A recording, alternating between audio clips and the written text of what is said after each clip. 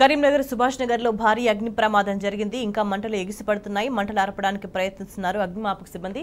అయితే ప్రమాద స్థలానికి మాజీ మంత్రి ఎమ్మెల్యే గంగుల కమలాకర్ అక్కడికి చేరుకున్నారు. అక్కడి నుంచి మరింత సమాచారాన్ని మా ప్రతినిధి వేణు మనకి లైవ్ లో అందిస్తారు. వేణు, స్వేచ్ఛ అంటే కొద్దిసేపు అంటే స్థానిక ఎమ్మెల్యే కూడా పర్యవేక్షిస్తున్న నేపథ్యం అంటే ఇక్కడ అభిప్రాయం జరిగింది, ఎట్లా జరిగింది అనే దాని మీదుగా పర్యవేక్షిస్తున్నారు. ప్రస్తుతం మనకు మాజీ మంత్రి ఎమ్మెల్యే గంగుల కమలాకర్ వారితో మాట్లాడు. సార్, అంటే ఈ ప్రమాదం ఎట్లా జరిగింది, ఏమైనా సమాచారం ఉందా? అంటే దీని మీద ఎట్లా సమ్మక్క సారక్కకు వీళ్ళు వెళ్తుండ్రు. యాక్చువల్ వీళ్ళు డైలీ లేబర్, వీళ్ళందరూ కూడా టెంపరీగా గుడిసెలేసుకుని బతుకుతారు.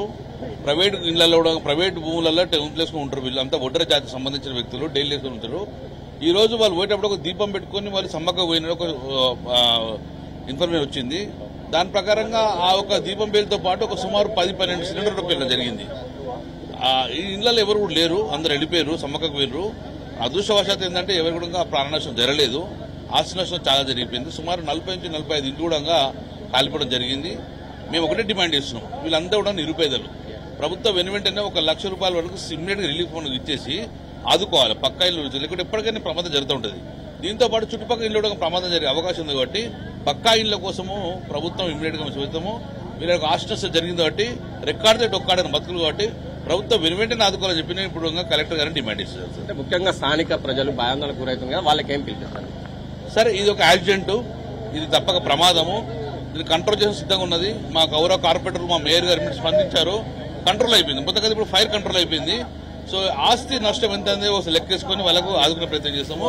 మేము కూడా చెప్తున్నాం, ప్రభుత్వం డిమాండ్ చేస్తున్నాం, ఇటువంటి ప్రాంతాలలో ఇటువంటి గుడిసెల్లో కూడా చాలా ప్రమాదం కాబట్టి వీళ్ళ పక్కా ఇల్లు నిర్మించామని చెప్పి డిమాండ్ ఇస్తున్నాం. ఇదే మంత్రి మాజీ మంత్రి చెప్తున్న నేపథ్యం, ఎక్కడ కూడా ప్రమాదం జరిగిన వారికి అంటే ప్రమాదం నష్టం సంబంధించినటువంటి దాన్ని కూడా అంచనా వేసి మేము దానికి అనుగుణంగా ప్రభుత్వానికి డిమాండ్ చేస్తున్నాం. ఎందుకంటే నిరుపేదలు కనుక వీరు గుడిసెలకు సంబంధించి 1 లక్ష రూపాయలు ఇమ్మీడియట్లీ తక్షణ సహాయం అందించాలి అని చెప్పి మాజీ మంత్రి స్థానిక ఎమ్మెల్యే గంగుల కమలాకర్ చెప్పిన నేపథ్యం. ఇంకో వైపు ఏంటంటే వీళ్ళంతా కూడా సమ్మక్క సారక్క జాతర పోయిన నేపథ్యంలోనే ప్రమాదం నుండి తప్పించుకున్నారు, లేకుంటే మాత్రం చాలా పెద్ద ప్రమాదం జరిగేదని చెప్తున్నారు. ప్రమాద నష్టానికి సంబంధించి ఏమైనా అంచనా వేసిన ఇప్పటి వరకు సరైన గృహ సౌకర్యమే కాదు, స్థానికంగా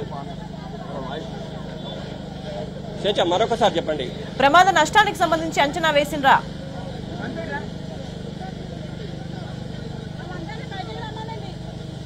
ప్రస్తుతానికంటే స్వేచ్ఛ చూసుకుంటే ఇవన్నీ పూరి గుడిసెలు. అంటే యాక్చువల్లీ 40 to 50 వరకు ఇవి పూరి గుడిసెలు ఉంటాయి.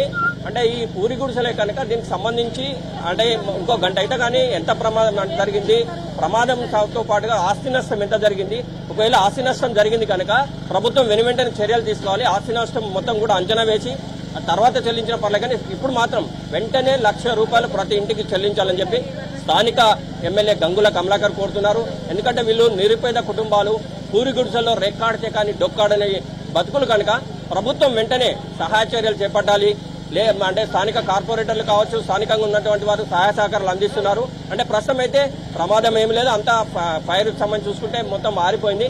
కాకపోతే నష్టాన్ని అంటే ఆస్తి నష్టాన్ని మాత్రం అంచనా వేశాం. కానీ ప్రభుత్వం మాత్రం వెంటనే 1 లక్ష రూపాయలు ప్రతి ఒక్క ఇంటి కుటుంబానికి ఇవ్వాలని చెప్పి చెప్తున్నట్టు నేపథ్యం మనకు స్పష్టంగా కనిపిస్తుంది. స్వేచ్ఛ. రైట్ వేణు.